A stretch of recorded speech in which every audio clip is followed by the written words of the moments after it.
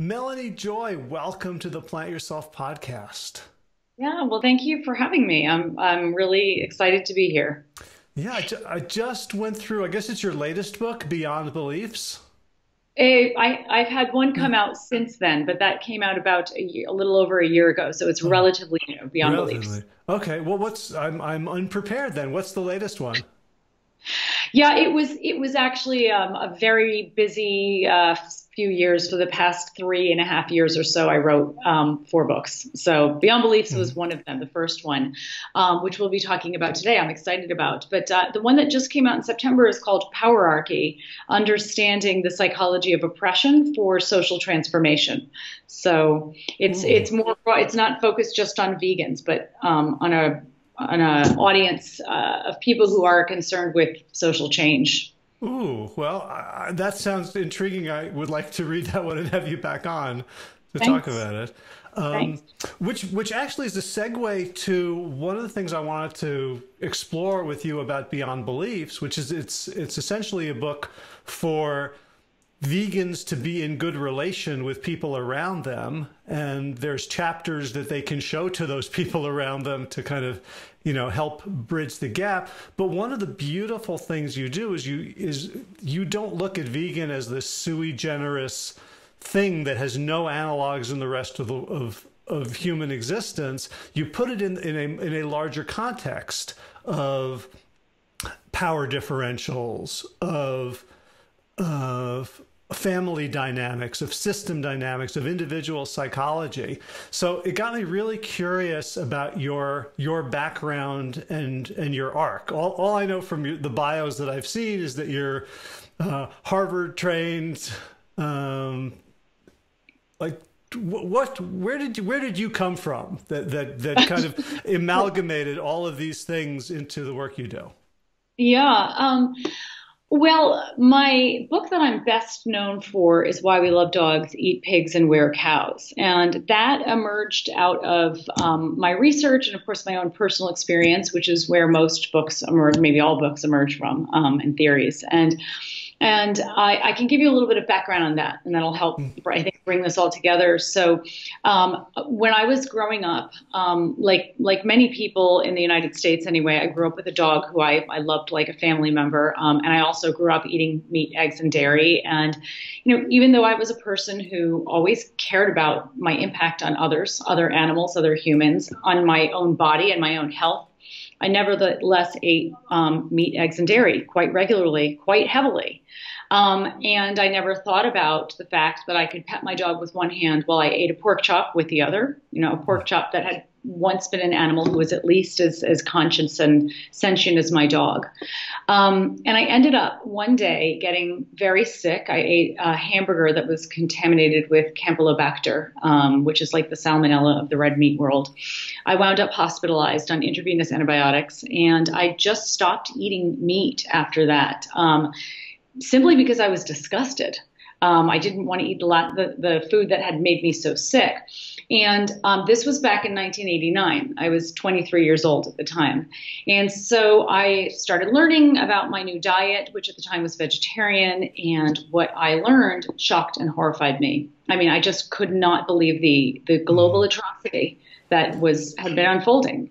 So Um, what did you go to? Where did you go to learn? What I assume it was mostly books. It was books, it was, pamphlets, but primarily books. I mean, this was before the internet. I do remember I eventually read Diet for a New America, and that like had a real impact on me. Yep, that was the one that knocked me on my ass too. Yeah, I mean, and I couldn't believe it. I couldn't believe what I was learning. And it was, of course, I was deeply concerned about animal suffering, but I was also concerned about, environmental problems and my own health. And this was back in the 80s. They didn't even know as much as they do today. So I was really shocked and horrified at what I learned. But what shocked me perhaps even more was that nobody I talked to about what I was learning was willing to hear what I had to say. They would always say things like, "Don't tell me that you'll ruin my meal," or they'd call me a crazy vegetarian hippie propagandist. And so I was really, struck by this wall that I was hitting, from people who were rational and compassionate, just like myself, just like I had been. And so this motivated me to really study. I wanted to know what was going on. How do good people turn away from atrocities and refuse to look at what's right in front of them?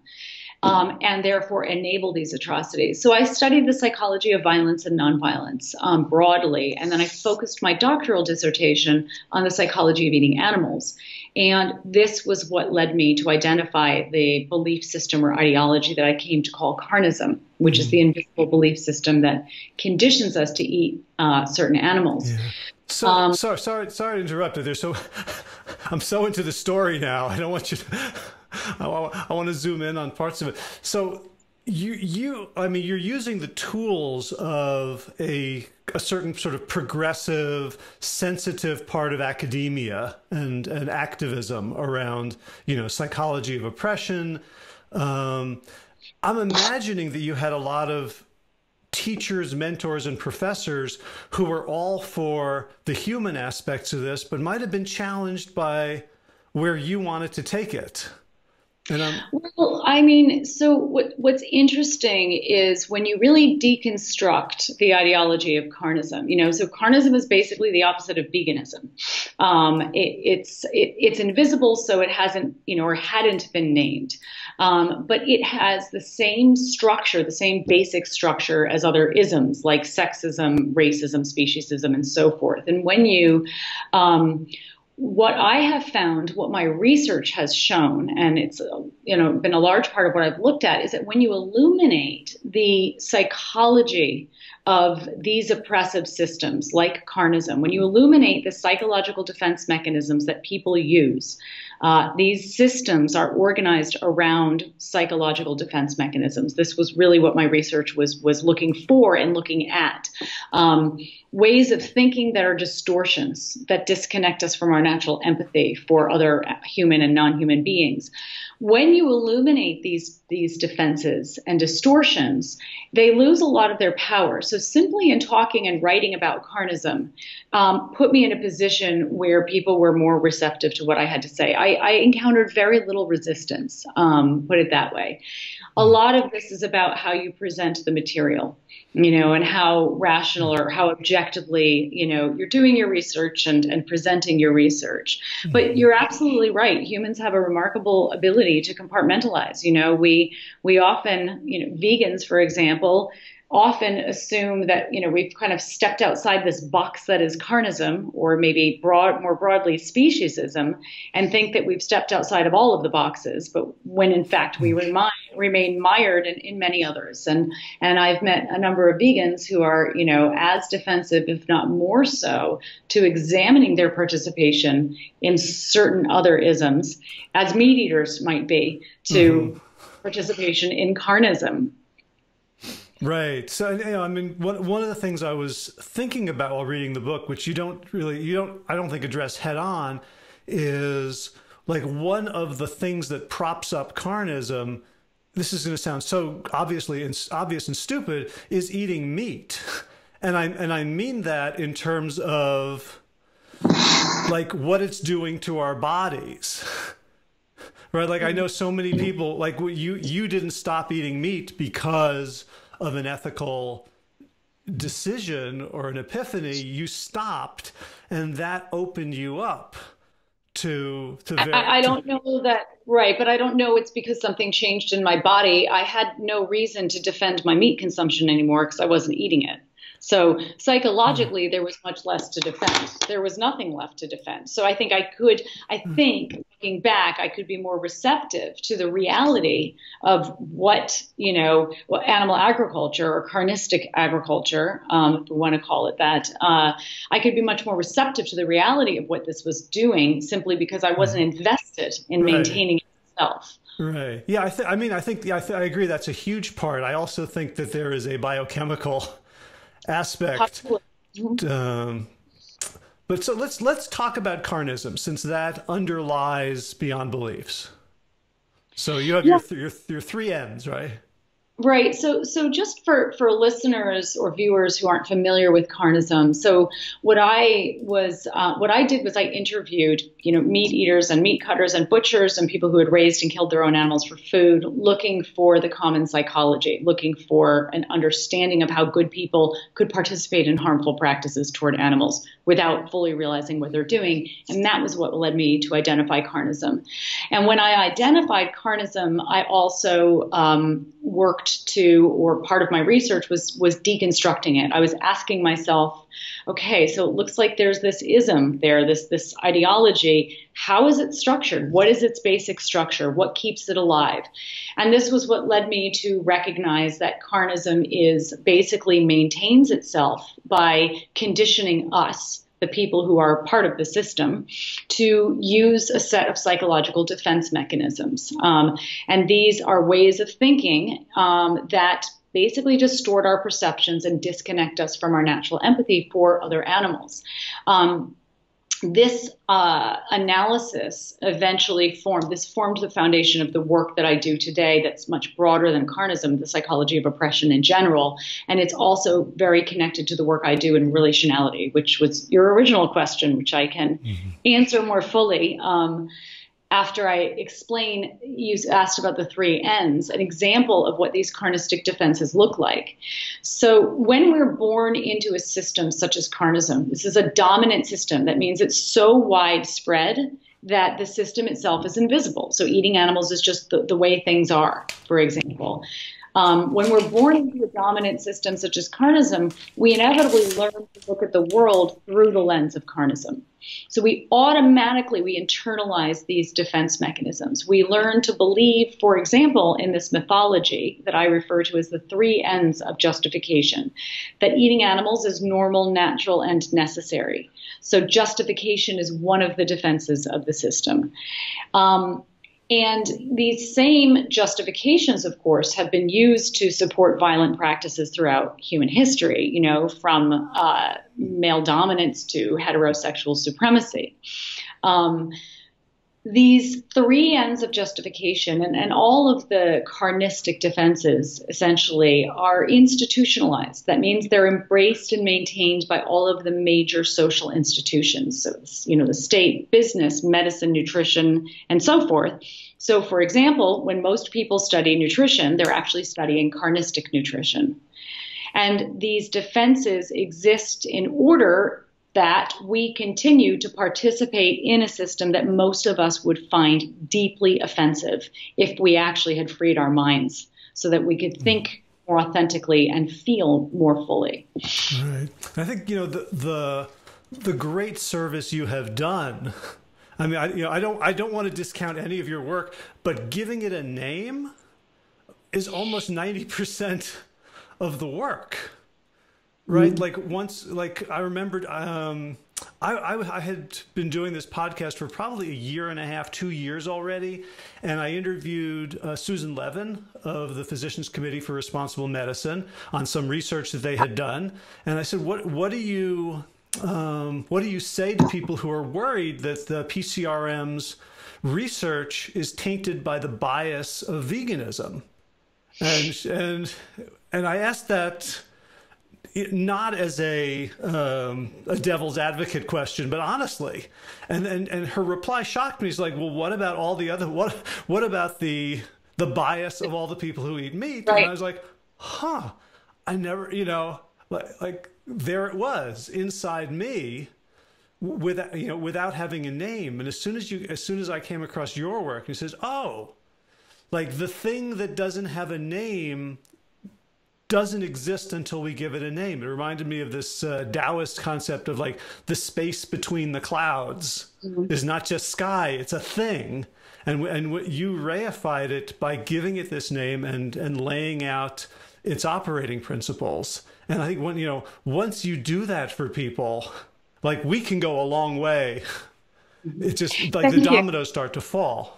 Yeah, thank you. I'm a huge proponent of naming, for the reasons you've just explained. And I think it's important. If we don't name it, we can't see it. If we can't see it, we can't think about it. We can't talk about it. We can't question it. We can't challenge it. I mean, we can, but it's just a lot harder, because we're dealing with an abstraction. But once we name it and we recognize, the way the system is structured and the very specific defenses and distortions it uses to keep itself alive, those of us who want to challenge and work to transform that system, have a lot more power to do so. Right. And a lot of that power has to be deployed internally first, I think. Like this happened to me this morning when I was finishing reading your book, Beyond Beliefs, is you have a bunch of scenarios. It's a very engaging book. It's not all theory. You have like this couple and this couple and this couple negotiating. And it occurred to me like 2/3 of your couple are non-heterosexual. And it occurred to me that I've written a whole bunch of books in which I've used couples, and I have never used a gay or lesbian couple, anything other than like as far as I've ever gone was like giving them like, non-Kim and Brad names. Right. And so like looking at your work makes me see where the dominant power structure lives in me unexamined. Mm-hmm. Yeah, well, I admire that. I mean, the fact that you see it and reflect on it is huge, because very often the invisible doesn't just become visible because we start to recognize and make connections ourselves. I mean, we're all quite socialized to basically not see the power differentials and to not see, to think in this very normative way. Mm-hmm. So, and so it's important to just, we, as I said earlier, we have a remarkable ability to compartmentalize. And so we step outside of oneism, we become vegan, for example, but it doesn't mean that we haven't remained mired in many others. And the real journey, I think, is to learn to really think very critically about these systems themselves and about our participation in them. And this actually brings me to the question that you had asked about how my work, how these different aspects of myself my work have become synthesized.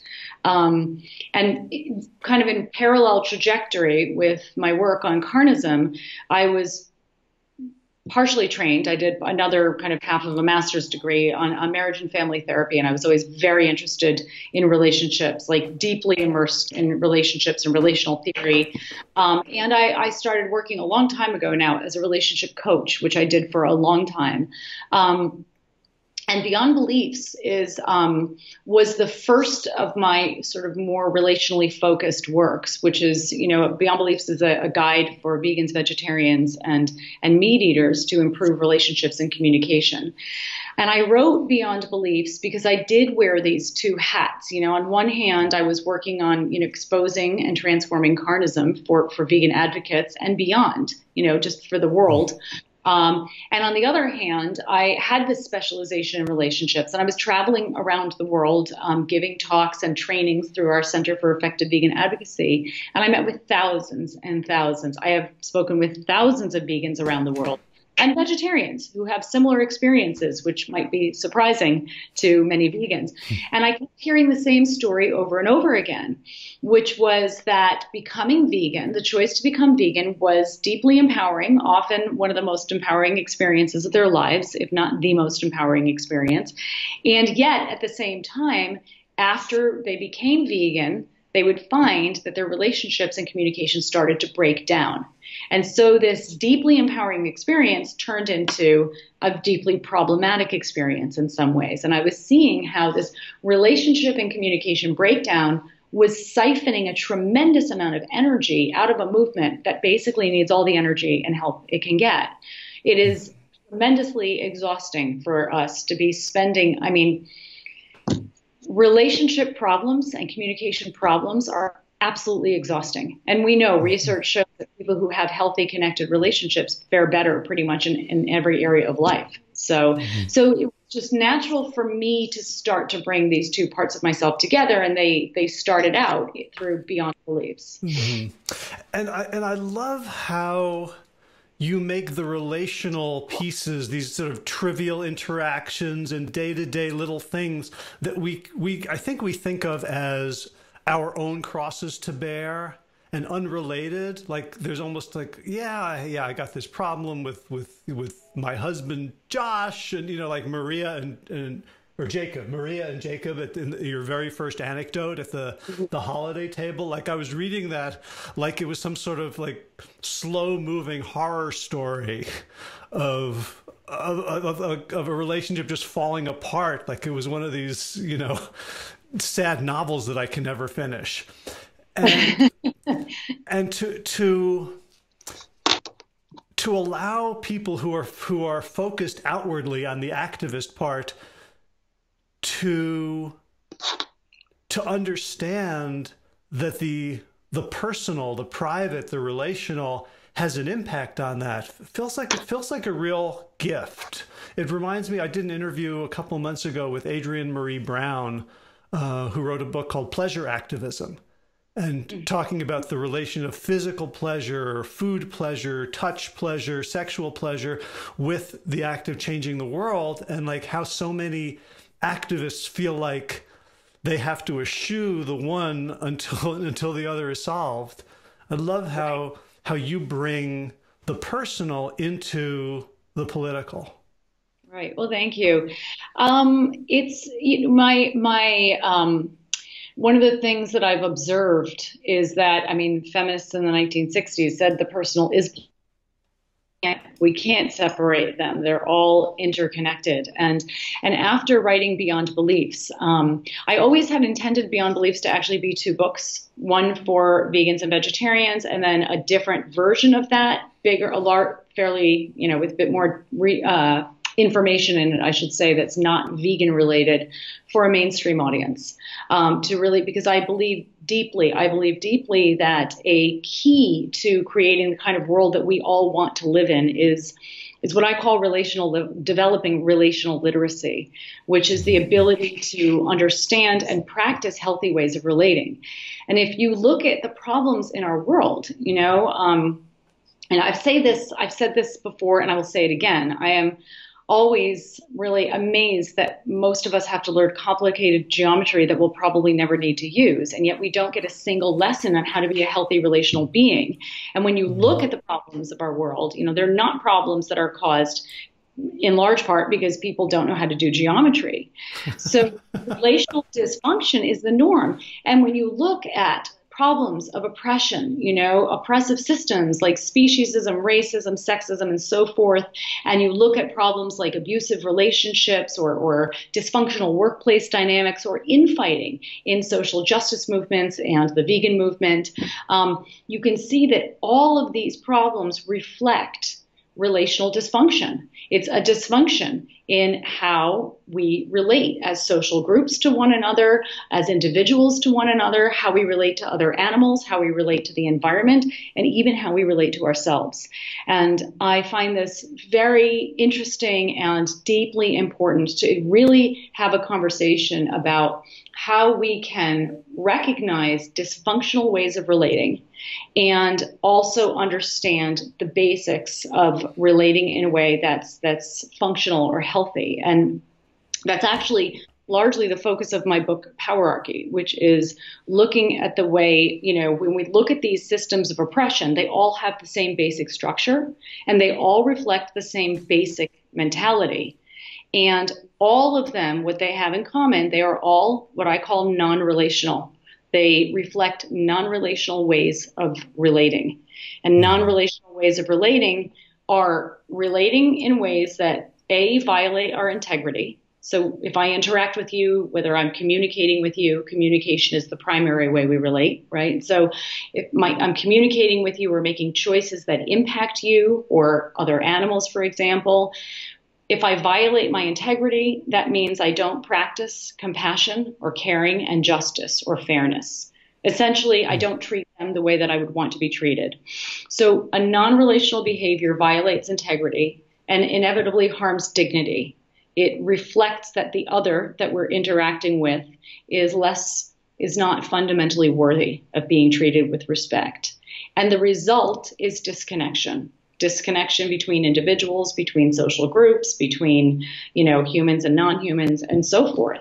And so when we think about, the when we think about the most pressing problems in our world, and also the suffering that we experience as individuals as the result of relational dysfunction, then the good news is that we can learn how to be more relationally functional. Relational literacy is something that we can all develop. And, it's not rocket science. There's, principles and tools that pretty much anybody who wants to learn can learn. And learning relational literacy can literally transform your life and your impact on the world. Right. And the nice thing about that is, in my experience, we are all hardwired for relational success. The things that block us tend to be things that happen to us or things that we imbibe. So that it's not like I spent a year learning juggling, and we would do like passing things, clubs and things, and if I was a beginner, the other person who was an expert couldn't really get me to be better. But in relationship, when I am skilled, if I just stop and become vulnerable or ask a really curiosity-driven question, the other person rises almost always. Yeah, that's really well said. That's absolutely true, because we are part of all of these systems. A system is just it's a human system, or a living system involving humans. It's a relationship. A system can be a relationship of two people, or it can be, a social system, which is hundreds of millions of people. But as participants in these systems, as you point out, we have the power to influence the dynamics of the system to a large degree, all things being equal, right? We also bring different levels of power into different systems. So, if a white person interacting with a person of color comes in with more power because white people have more social power. But all things being equal in a system of two, we have a 50%, 50% ability to impact the dynamics of that system. And so when we relate in a way that's more helpful, we can actually shift the whole dynamic of that system so that the relationship itself becomes more healthful, more secure and connected, or more resilient. And I'm fascinated by your use of the word power there, because I understand the power dynamics of dominant culture, of white versus people of color, of heterosexist, of male. But there's a different kind of power, and I feel like in some way your book is a handbook on developing that other kind of power of an individual who owns themselves, who's done the work.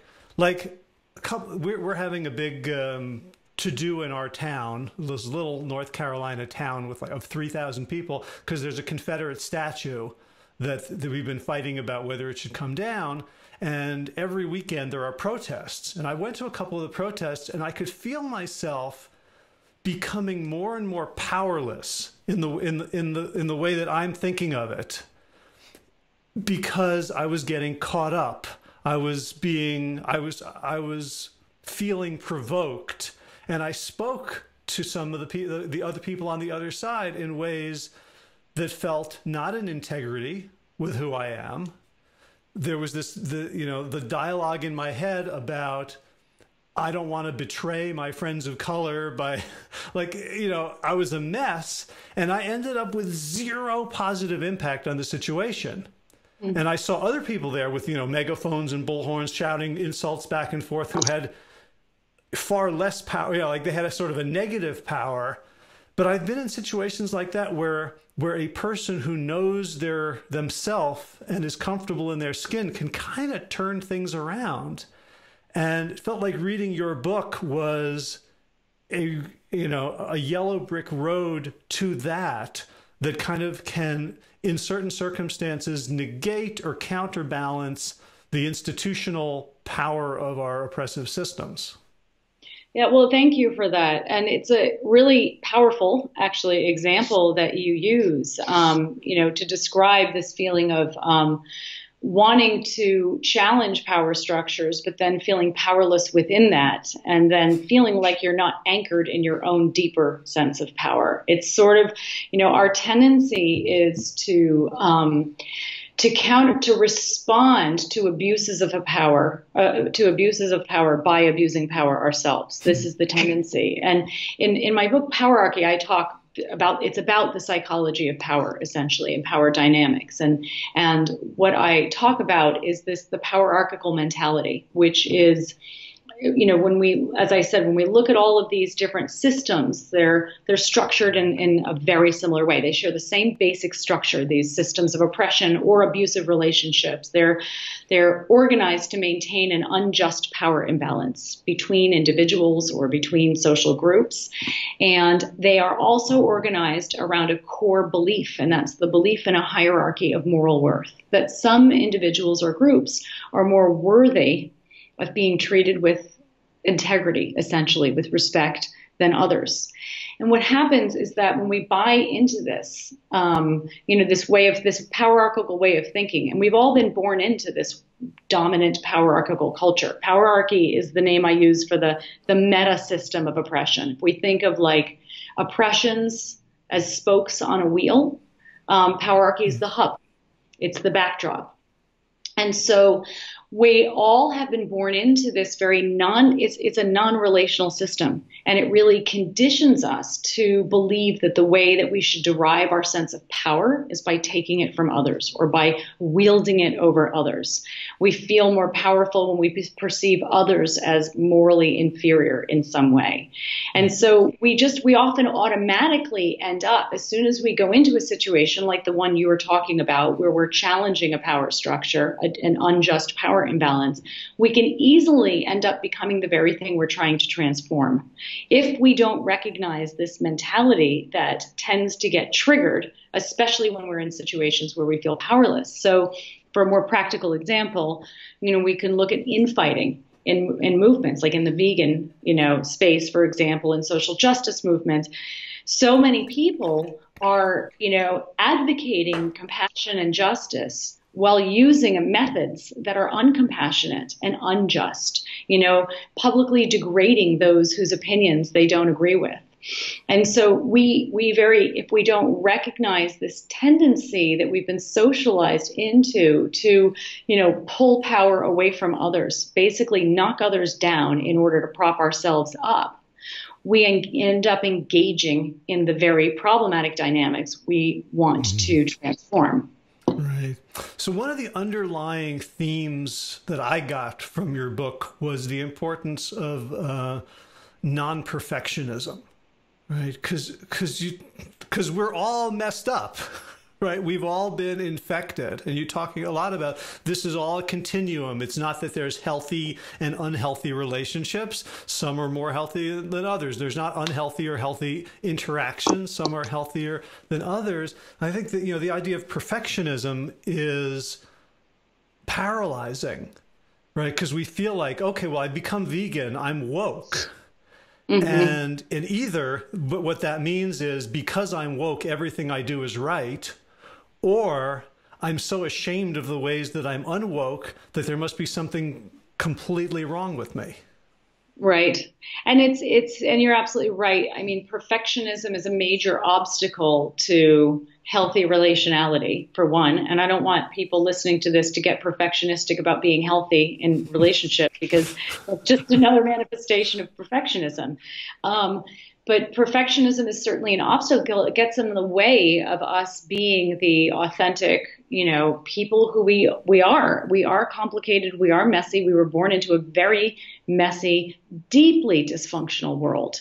None of us has emerged unscathed.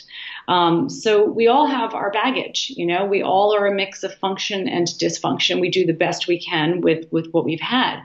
We need to be careful, not to fall into the trap of thinking that we can and should be perfect, and to recognize perfectionism, number one, as it's an illusion. Everything can be improved upon. Everything can be perfected. So we will never achieve perfection. And to recognize the tendency, and this is becoming increasingly true as the broader culture becomes increasingly polarized, politically polarized, morally polarized, I would say, to become morally perfectionistic. One of the hallmarks of having experienced some kind of relational fracture, we'll say, attachment trauma, for example, or a relational suffering, is that we can tend to develop what I call a trauma narrative. In other words, many vegans, for example, have experienced some degree of traumatization from witnessing the atrocity that is carnism. An atrocity is a mass traumatic event. And these, even smaller traumatic experiences, they're all around us. These disconnections, the harm that we see being caused to others and ourselves all around us. So we can end up developing this trauma narrative whereby we start to see everyone in the world, including ourselves, as belonging in one of three categories, with no nuance in between. Somebody is either a victim or a perpetrator or a hero. We lose our capacity for nuance, and this is a very dangerous way of thinking. This really leads to this toxic moral perfectionism where we have no wiggle room for people to be their messy, complicated, fallible selves. And we lose the capacity to appreciate that good people can and do participate in harmful practices. This is how we're all socialized, and that doesn't make them bad people. So we need to be careful to practice deep compassion for ourselves and others. And I think, I'm amazed that we make it through the day most of the time, given the mess we've been born into and the fact that most of us haven't been given any tools whatsoever to navigate it.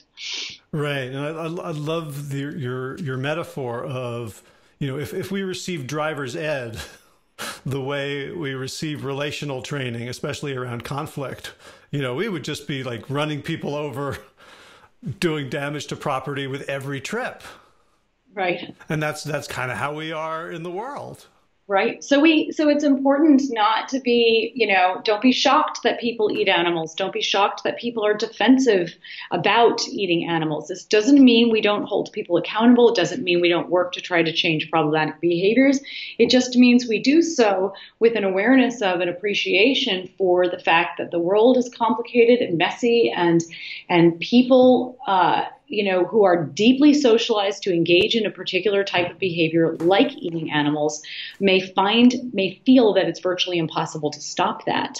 And it can help us to frame our message to increase the chances that it will be heard the way we intend it to be. So, for example, I rarely say go vegan when I'm advocating veganism. I encourage people to be as vegan as possible.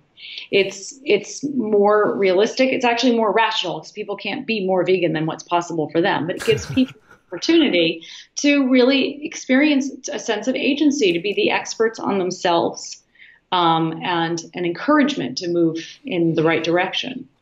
Right. So, so there's a political argument that I follow because I don't know what the answer is to it, but it's from people on the sort of the progressive wing of American politics who are debating with each other whether it's okay to try to understand the other side. Right. So we had this. I know you're in Germany, so I don't know how plugged in you are to the daily unfolding catastrophe of America's descent into whatever. But there are, there's people who say every time we see an article about, the Louisiana bayou dwellers and why, and sort of justification of, or the Appalachian coal miners and why these people who should be so pro-labor are supporting alt-right, and that, that we don't, it weakens our ability to be morally steadfast in opposition. And so you have the whole debate over Hillary Clinton's comment about the deplorables. Your book sort of talks about why understanding is good from both a strategic and an integrity perspective. Can you talk a little bit about that? Absolutely.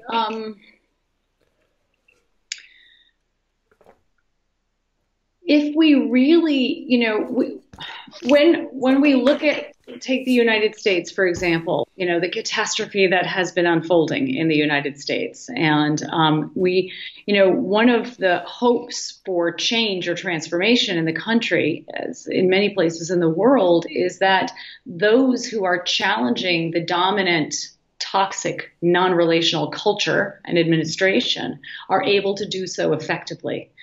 And in order for us to challenge these, what I would call power archies, systems of the oppressive systems of power, in order for us to challenge these power archies, we need our counter movements. Some people refer to these as resistance movements to be healthy and resilient. So these dominant systems like Carnism and so forth, they are challenged by what I call a counter system. So veganism is the counterpoint to Carnism. If our counter systems or our resistance systems are not powerful, we are at a significant disadvantage.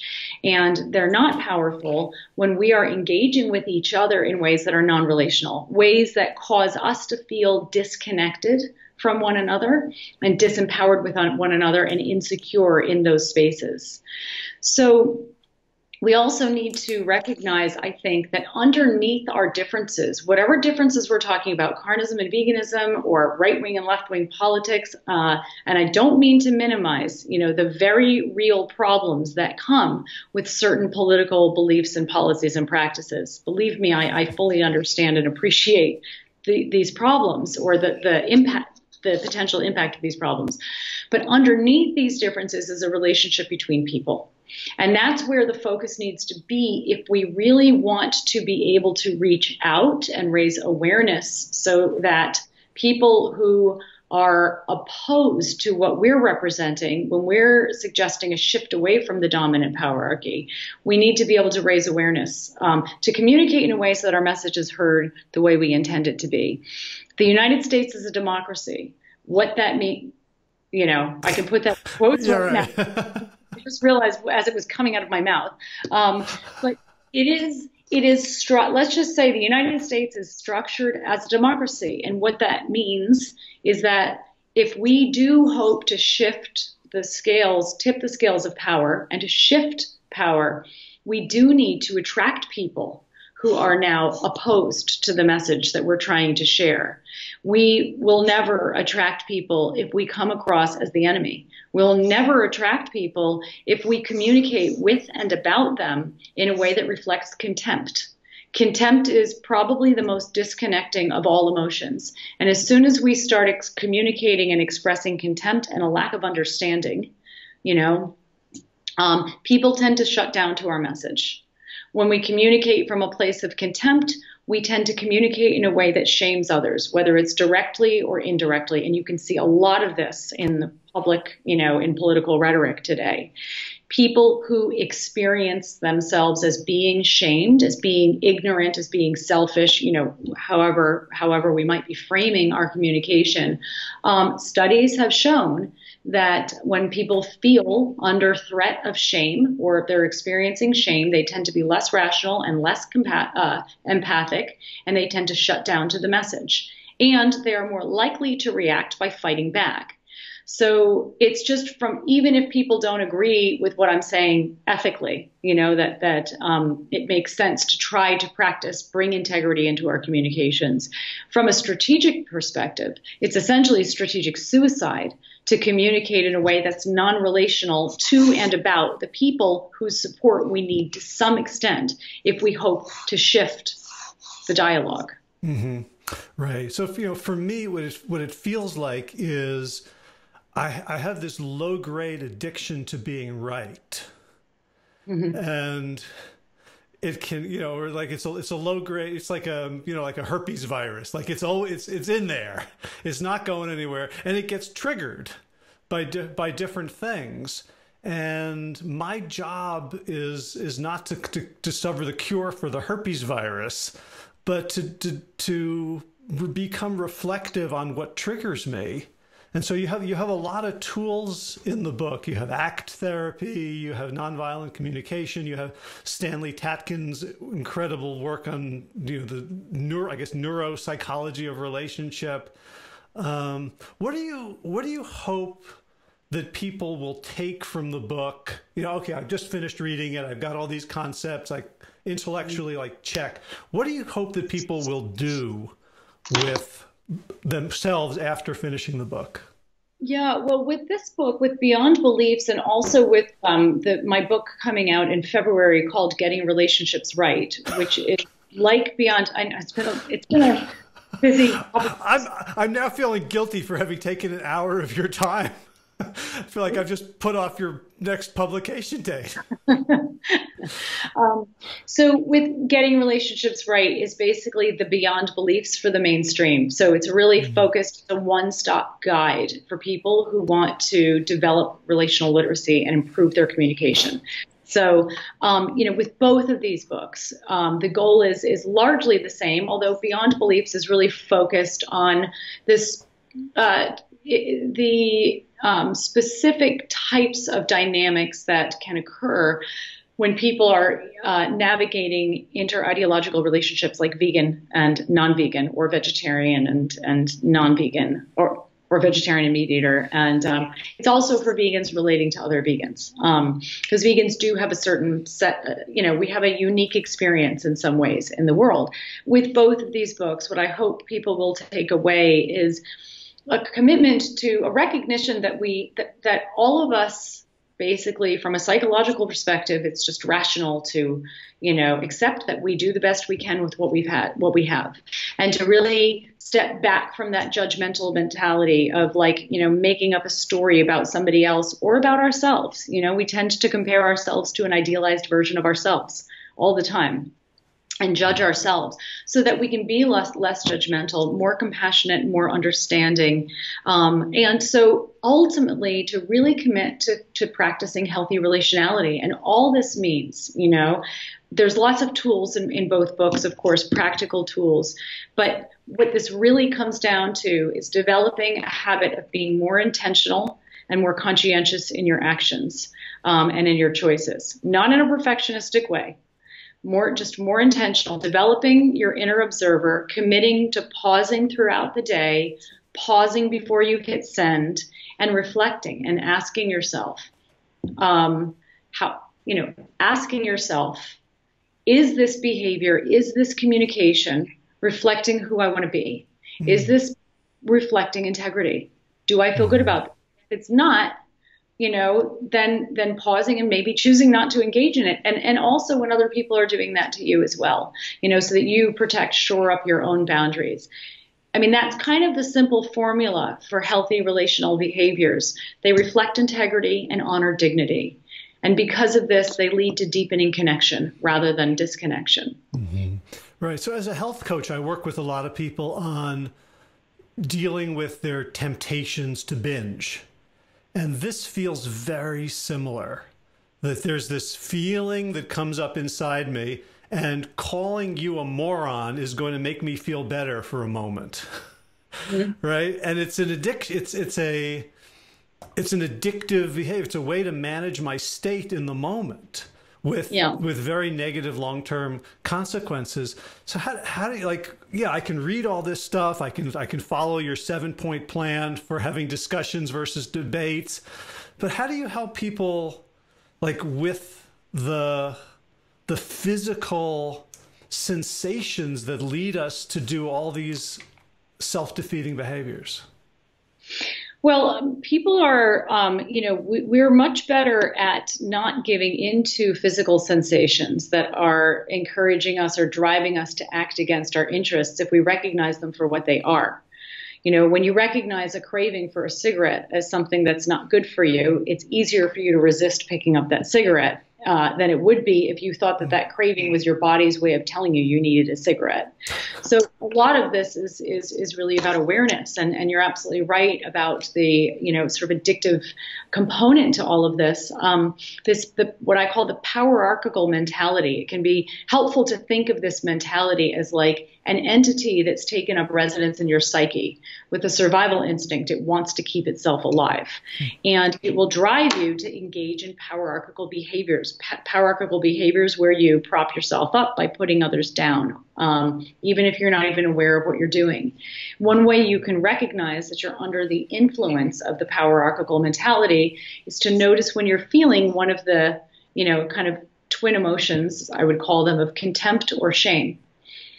Both of these are emotions that exist only in relationship. They're dualistic, only when we're comparing ourselves to another, for example, or an idealized version of ourselves. And both of them reflect this hierarchical mentality that some individuals or groups are more worthy of being treated with integrity or respect than others. Contempt is an indication that we've put ourselves in a position of moral superiority. And shame is an indication that we perceive ourselves in a position of moral inferiority. And the antidote to both of those is empathy. So simply committing to noticing and awareness, these are red flag emotions, noticing and awareness, and stepping back, observing them, and not allowing yourself to feed the story that either one of them is telling you, that you're inferior or you're superior, because that's an illusion. Beautiful. I'd like to finish by just talking brass tacks about vegans and veganism and the kinds of, their scenarios are so familiar to me. And yet before I read them, they felt like, oh, like this, no one understands this particular conversation that I have, or this dynamic with friends. And yet, by putting them in the book, you kind of universalize them. I wonder if you could sort of share some of the specific vegan-related contexts and situations, and how to navigate them more skillfully.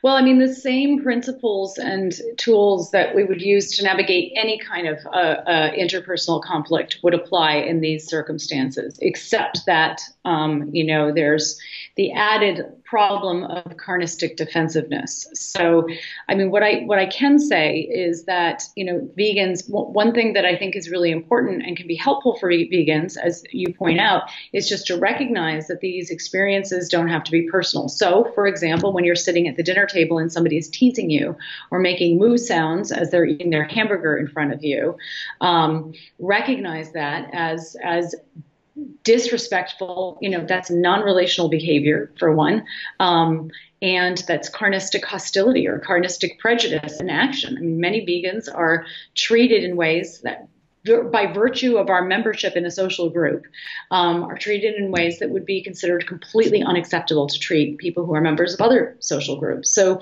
one important step is just for vegans to recognize that, there is this very real carnistic prejudice that is out there. So when you're on the receiving end of hostile humor, for instance, or otherwise disrespectful behavior, somebody telling you that you're overly sensitive because you care about